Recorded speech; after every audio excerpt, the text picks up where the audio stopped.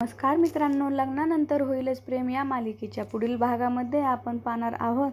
जीवा हा नंदिनीला घेऊन जाण्यासाठी रिक्षा घेऊन त्याच्या घरी येतो आणि तो गार्डनमध्ये रिक्षा लावून जोरजोरात नंदिनीसाठी गाणे म्हणू लागतो. नंदिनीसाठी गाणे गाऊ लागतो. तेव्हा नंदिनी देखील खाली येते आणि आपण पाहतो नंदिनी ये ना असे तो गाणे गाऊ लागतो.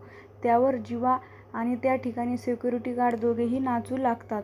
तेव्हा नंदिनी त्यावर रागवते आणि त्याला विचारते, जीवा तुम्ही हा रिक्षा इथे घेऊन कशासाठी आला आहात? तेव्हा जीवा बोलतो, हा रिक्षा नाही तर त्या रिक्षाचे नाव देखील आहे.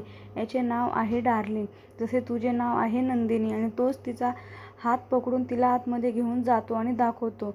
आतमध्ये पाहते तर सर्व रिक्षामध्ये जीवा व तिचे फोटो लावलेले असतात आणि हे सर्व फोटो पाहून ती देखील मनोमन आनंदी झालेली असते आणि ती जीवावर ओरडून बोलते, जीवा तुम्ही इथून निघून जा.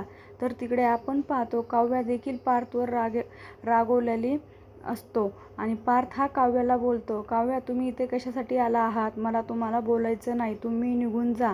आणि तेव्हा काव्या देखील अतिशय वाईट वाटते. तर इकडे आपण पाहतो नंदिनी ही जीवाला रागवलेली असते. तेव्हा सिक्युरिटी गार्ड बोलतो की यांचे तुमच्यावर प्रेमच नाही आणि नंदिनीही तिथून निघून जाऊ लागते.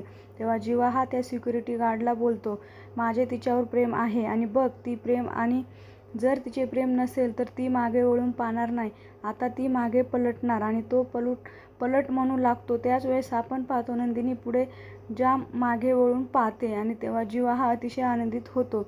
आता पुढे येणाऱ्या भागामध्ये नंदिनी आणि जीवा समजूत काढू शकेल का? त्याचबरोबर काव्या देखील पार्थची समजूत काढणार का? हे पाहणे अतिशय रंजक ठरणार आहे. लग्नानंतर होईलच प्रेम या मालिकेचे सर्व अपडेट पाहण्यासाठी आमचे चॅनल लाईक करा, शेअर करा आणि सबस्क्राईब करायला विसरू नका. धन्यवाद.